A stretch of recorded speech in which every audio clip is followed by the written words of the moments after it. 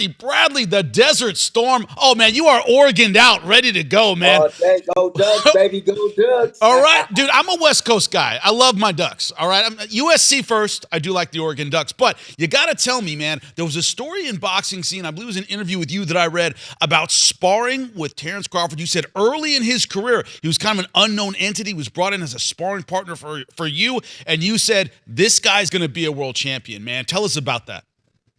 Not only did I say he was going to be a world champion, but after he had fought Prescott, I said on record, you can find the video somewhere, probably on Boxing Scene or Fight Hype or one of these entities. I said he'll be the number 1 pound-for-pound fighter in the game. I did say that. And he became that and more. So, but yeah, the sparring session back in the days, I was running through, at that time, I was running through sparring partners. And it was like getting right before I was fighting Devin Alexander. I needed a lefty. Cameron Duncan, we had the same manager. Cameron Duncan, I called him up. He said, hey, I'll send this kid out there. His name is Crawford, Terrence Crawford. I said, okay, send him out. I said, man, I'm having a hard time keeping these guys in the gym because they not provide me with the help that I need. He said, okay, so if this guy doesn't, help you, you just like, then I'll look for another one. So Crawford comes in the gym, long story short, off the airplane, comes in the gym, right? Warms up. Tired, whatever, jet lag, you name it, whatever. We spar. We get in the ring. I'm cruising. I want to see what the kid knows. I'm cruising, and I get hit with the first jab. Boom. I'm like, okay, got some power on him. All right, cool. So I raised the intensity up. You've been the champion. You don't want to give it all. You just want him to work. You in there working with him, man. I go after him. Raise the intensity. Hit him with a couple of shots, and he comes right back. Boom, boom. And I'm like, damn. Okay. So I'm like, and I keep elevating my game over and over and over. I keep raising my game. And I'm like, I'm going full throttle at the end of the day, right? And he's keeping up with me. And he's not bagging down.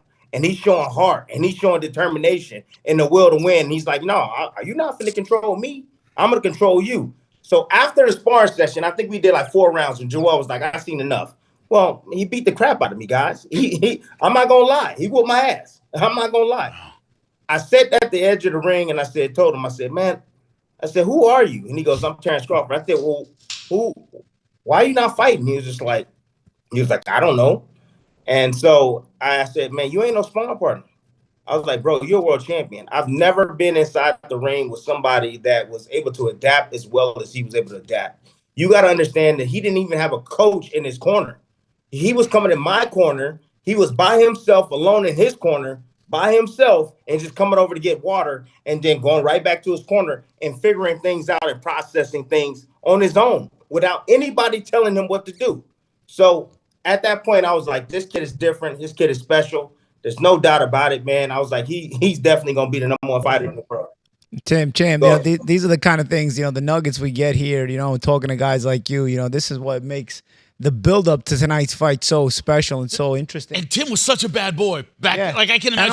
And also the humility of Tim to bring that up, because most guys, wouldn't be so honest about it, because Tim had an amazing career, obviously Hall of Famer and everything. He could leave out some of those details. That's where the humility of a champ like Tim also comes into play. Tim, we appreciate that story, man, and also, it builds up the hype for tonight's show so much. I mean, shit, it made me change my pick now. Yeah. That's what I was gonna ask. That's what I was gonna ask Tim next. I said, with everything he's accomplished, Tim, and obviously none of it has shocked you since you called it from that day. Where do you think he stands tonight? With the test he has in front of him, which is this big. Big in many ways, obviously bigger physically, but also big in a fame way as well. Canelo Alvarez, undisputed world champion here. How do you think he matches up tonight? I think he's going to match up well because, at the end of the day, Paulie, you have boxing skills. Skills pay the bills. Floyd Mayweather has displayed to us over and over and over. It's not all just about punching power, man. It's about skill. It's about having the ability, right? Having the mentality. Having the stamina. And when I say stamina, that just don't mean just conditioning. That means having the stamina and the focus mentally, man, to stay focused throughout the entire fight, man. Crawford has that at the highest level, man. He's a guy that has a crazy killer instinct. He has an abnormal work ethic. He trains 7 days a week, nonstop, has active rest days. I mean, this guy is focused. He doesn't drink. He doesn't smoke. He lives, breathes this stuff, man, boxing. So I feel his chances are great, man. Tim, you know, go ahead. There's a comment here on our YouTube comments from Matt Borgerson who's saying, it's have you ever thought that the competition hasn't even allowed Crawford to show us everything he's capable of doing? Have we seen in Crawford's career everything he's capable of doing, or is there still another level that we might see tonight that we haven't seen yet? I think there's another level that we haven't seen tonight. I think that iron sharpens iron, and Crawford, when you challenge him, he goes up to the next level. You guys know when you're facing another elite fighter, man, your game and your skill level raises. You know that. The sensitivity, right?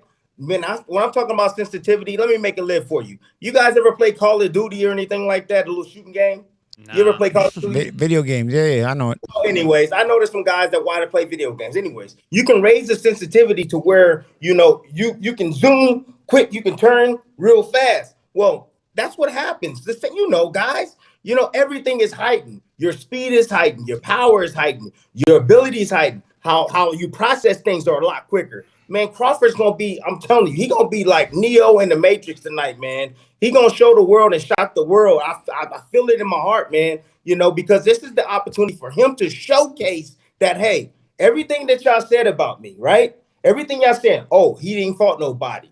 You know, oh, Earl Spence was this. He was in a car accident and all this crap. And no one gave him credit for anything. Well, he ain't fought any elite guys. His resume, guess what? He can prove it tonight by doing the impossible, right? There's weight classes for a reason. The big man always beat the good small man or the great small man, right?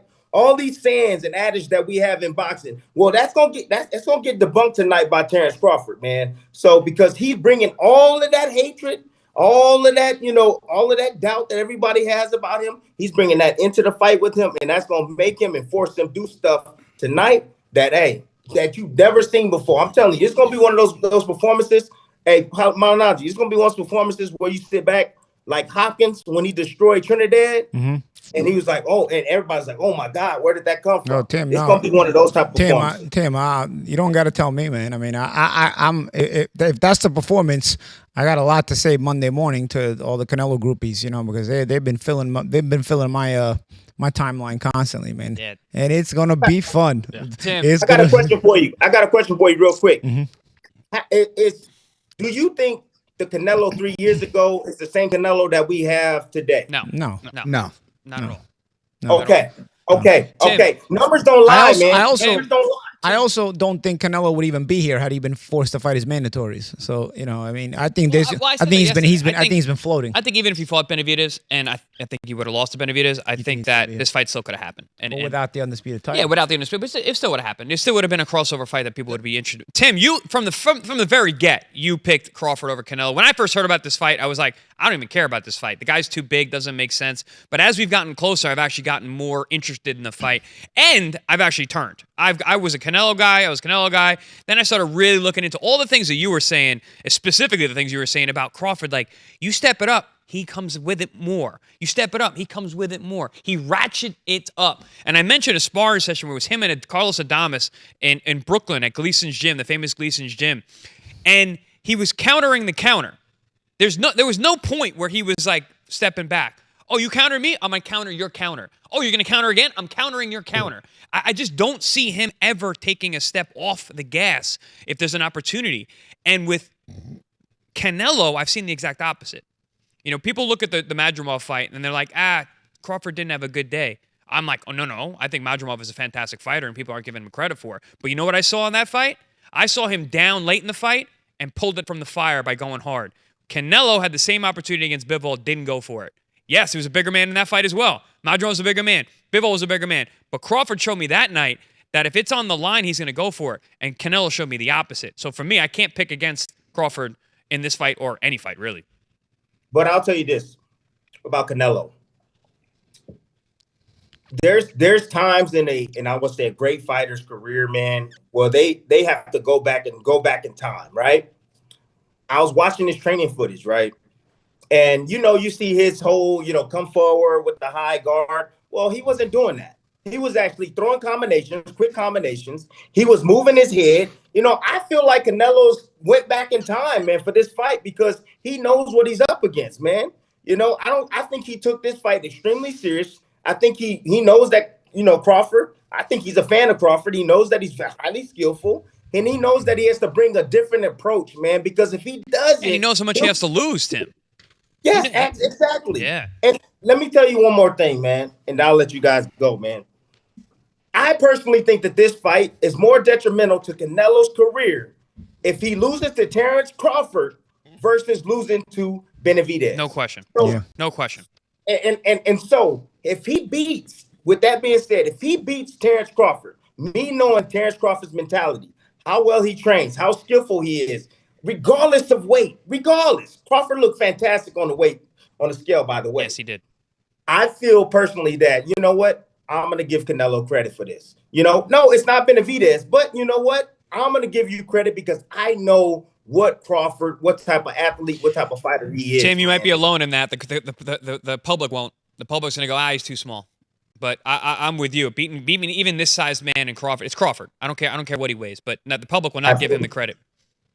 Unfortunately. Absolutely. Well, that's the public. I will give him credit. You know, I'm definitely gonna give him credit. Whoever wins this fight is gonna be the number 1 pound for pound fighter in the game on my book. So, Tim, coming from you, man. We know that is very high praise coming from you, man. Thank you so much for your time. Appreciate everything you're bringing, man. Thank you so much. Enjoy the fight, brother. Thanks, champ. No doubt. All right, champ. Guys, man.